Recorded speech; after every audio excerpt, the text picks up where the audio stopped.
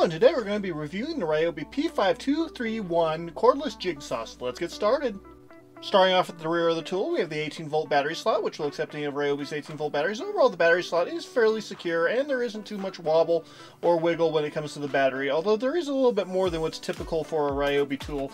But I didn't have any issues with it, so it gets a pass. And directly in front of the 18-volt battery slot, we have the onboard Allen wrench. Now, the onboard Allen wrench is a nice feature, and I'm glad they include it, but on my particular jigsaw, it's very hard to remove when the Allen wrench is fully inserted into the slot. So I don't usually insert mine all the way down because it just takes forever to remove when you do need to remove it. So I'm glad it's included, but I really would have preferred maybe a little bit different design for storing it on the tool.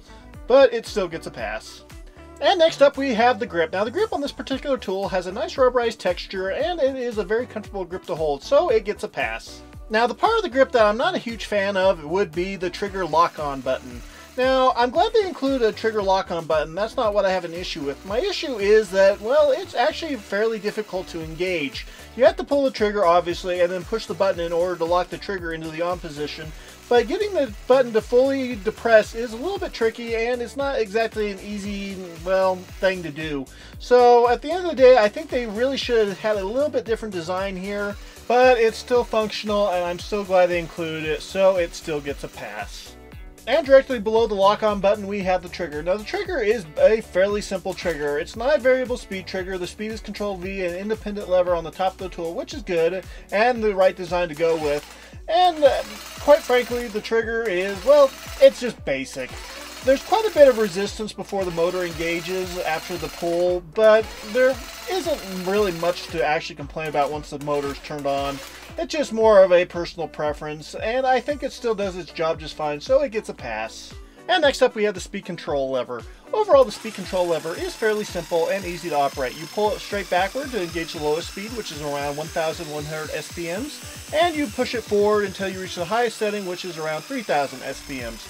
Overall, the design is, well, it's adequate. I personally would have preferred maybe some stops in between the highest and lowest settings, or some clicks just to keep it where it needs to be, although I haven't had it change its own speed during operation, so I don't think there's anything majorly wrong with it. It's just more of a personal preference than anything else.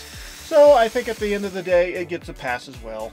And next up we have the orbital adjustment knob. Now the orbital adjustment knob is a fairly simple design with 4 different settings. The 4 different settings would be 0 for the slowest and smoothest cut, and 3 being the fastest and roughest cut. Now, I personally don't have any major issues with it. I think the location of it's just fine, and the fact that it securely, well, clicks into place at each different setting is also a nice feature, and I don't think you'll have to worry about it changing itself. So, in my opinion, this also gets a pass. On the front of the tool, we have the blade guard, and directly behind the blade guard, we have the blade clamp. The blade clamp on this particular tool is a quick change style blade clamp that uses the T-style shank blades. Now, how you change the blade is you simply twist the blade clamp and the blade will pop out, or you can insert a blade, and overall it's a very simple design which is very, well, useful. I love the fact that you don't have to use any sort of tool in order to change the blade, so in my opinion this is a pro feature and definitely gets a pass. And directly above the blade clamp we have the LED light. Now the LED light is activated when the trigger is pulled and turns off as soon as the trigger is released. There is no delay after you release the trigger before the light turns off. Overall, the LED light does provide illumination, but it isn't very bright and it doesn't really provide all that much illumination.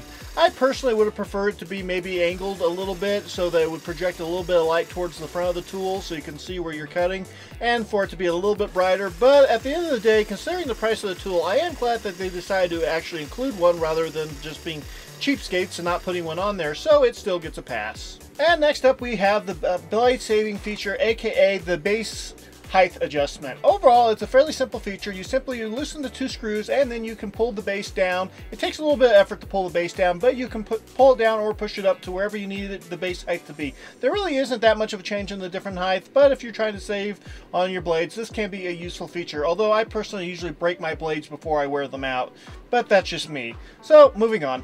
And next up we have the 2 screws for adjusting the tilt base. How this works is you loosen these 2 screws and then you can slide the tilt base forward and adjust it to wherever you want your tilt angle to be, and then you slide the base backward and then retighten the 2 screws. Overall it's a fairly, well, primitive design, but it works, and I don't think most people are going to even be messing with this unless you're working on a specialty project.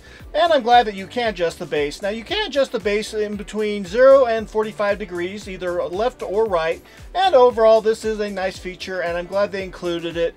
But like I said, it is kind of primitive the way they went about, well, implementing it. But I'm still glad it's there, so it gets a pass. And last but not least, we have the base. Now the base on this tool looks like it is made out of aluminum, but it isn't. It's magnetic, so therefore it's not aluminum. Overall, it does its job just fine. I don't have any major complaints about it, and I think it's perfectly adequate considering the price of the tool. So yeah, moving on. Now tool only, it weighs around 2,000 grams, which is about 4.5 pounds, or a little under that. And with a 4 amp hour battery, it weighs around 2,714 grams, which is about 6 pounds. Okay, let's talk about the overall performance of the jigsaw. I've used it for cutting through everything from 2x4s to plywood to fencing panels to plastic fencing panels for the sides of buildings, and I've also used it for cutting through PVC pipe.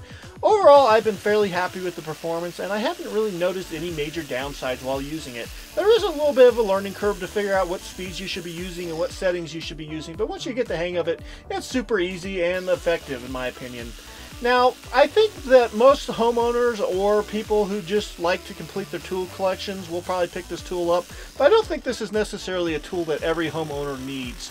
I think I would personally recommend having a circular saw over a jigsaw, but that's just for my own personal taste. If you're into woodworking or finer detail work, or for just making creative shapes or letters or whatever else have you, I think a jigsaw will be a decent tool to have, and probably a more what this tool is geared for. But for me personally, it's not a tool that I use all the time. I am glad that I own it, and it has come in handy for a couple different projects. But like I said, I don't think it's a tool that everybody needs to have.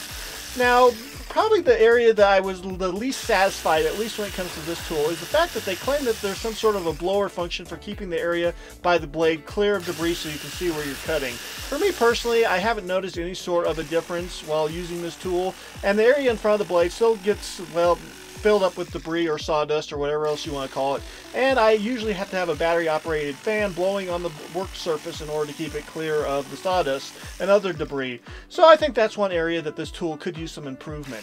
But other than that, I think it's a perfectly fine little tool, and considering the price, I don't really think anybody can have any major complaints about it. It's worked just fine for me, and I've had it for about a year and a half now, and it's been super useful. So, and at the end of the day, it still gets a pass for me in pretty much every category. So yeah, moving on to the pros and cons. 18 volts. 18 volts means that you'll be able to adapt batteries over from 20 volt or other 18 volt tools via third-party adapters fairly easily, and is definitely a powerful voltage, at least when it comes to a handheld power tool. So in my opinion, this is definitely a pro. And the next pro would be the price. Coming in at around $60 currently at Home Depot, this is a very affordable jigsaw considering it's battery operated, and if you're looking for a jigsaw and you don't use one all the time, this is a good way of getting a hold of one, even if you have to adapt a battery over from a different brand. So in my opinion, the price is definitely a pro. And the next pro would be the speed lever. The speed lever is a very handy and useful feature for adjusting the speed of the blade, and it will come in handy for when you're working on different kinds of material. The previous jigsaw that I owned did not have a speed lever, and it was kind of a pain to work with certain kinds of materials. So in my opinion, this is a pro. Orbital. The orbital setting is also super useful for helping you complete jobs faster or making sure that your job doesn't get too damaged while going through the cutting process. My previous jigsaw did not have this either, and so I'm very happy that this jigsaw has it, especially considering the price. So this is a pro in my opinion. Onboard wrench. Having an onboard wrench for when you need to adjust the different, well, tilt options or height options is definitely a nice feature, and I'm glad that they included it. So in my opinion, this is a pro. Metal base. Overall, the metal base on this particular tool is made out of a fairly good quality metal, and it hasn't had any major issues. It hasn't gotten too scratched up, and it's done a good job of, well, being a base. So in my opinion, it's a pro feature on this tool. T-shank blades. My previous jigsaw, I believe, used U-shank blades, and those were just a pain. The T-shank blades are way superior, and I'm really glad it has the quick change feature and doesn't require an Allen wrench in order to change the blade out. So in my opinion, this is a pro feature. And the first man would be the battery life. The battery life is actually fairly decent on this particular tool, but it's not as good as it could have been, and that has to do with the motor. But at the end of the day, it's still not a big enough con to make it onto the con list, but it's not good enough to make it onto the pro list. It's just kind of meh. Brushed. It's a brushed motor. It does its job. It takes more battery. It's not as quiet, I guess. At the end of the day, it's not really that big of a con because of the price, but it's not really that big of a pro either. It's just kind of meh. And the first con would be, well, no blower. I know in the description it says it has a blower, but mine has either never worked or just is not powerful enough to clear the debris in front of the blade. And the debris is sawdust, so it doesn't really take much. So in my opinion, the blower, or the fact that it doesn't appear to have a blower, even though it says it has a blower, is just kind of a con in my opinion. And last but not least, no edge guide included. No edge guide is included with this jigsaw, and that is definitely a little bit of a pain. You won't be able to run down to your Home Depot since it's never in stock, and online it's not usually listed, or at least I can find it. So this is definitely a con in my opinion. I really think Ryobi needs to switch over to a universal size edge guide just for the ease of their customers. And that is it for the pros and cons. Final thoughts on this jigsaw. Overall, this jigsaw is, well, I think it's a well-built tool. I haven't had any major issues with it, and it's done a great job. Now, I don't use jigsaws a whole lot. I usually use a circular saw or a miter saw for my wood cutting needs because I don't do woodworking, and for most of the jobs, I just don't need a jigsaw. But if you do woodworking, or you do have the need for cutting fine, well, particular patterns out of wood, I think this saw will do a great job. Now, do I think every homeowner needs one? No, not really. I think most homeowners need to have a drill and possibly a circular or reciprocating saw. But for me personally, I just don't think most homeowners need a jigsaw. Now, with that being said, it's still a useful tool and it comes in handy in a bunch of different situations. So it's still a tool that I chose to purchase, and I have, and I'm perfectly happy with it. And I don't really see the need to upgrade to a more powerful jigsaw. So at the end of the day, this tool does come recommended, and I think most people will be happy with it, even if they have to adapt batteries over from a different brand. Because let's face it, looking at some of the other jigsaws on the market, they're fairly, well, pricey tools, and I think this one will be able to compete against quite a few of them, at least in the homeowner category. If you're a working professional, that probably won't be the case, and you probably should be looking at a more professional tool. But for most people who don't do that much with the jigsaw, I think this one will be more than capable and will do its job just fine. So yeah, it comes recommended. If you like this video, please like and subscribe, and we'll see you next time. God bless.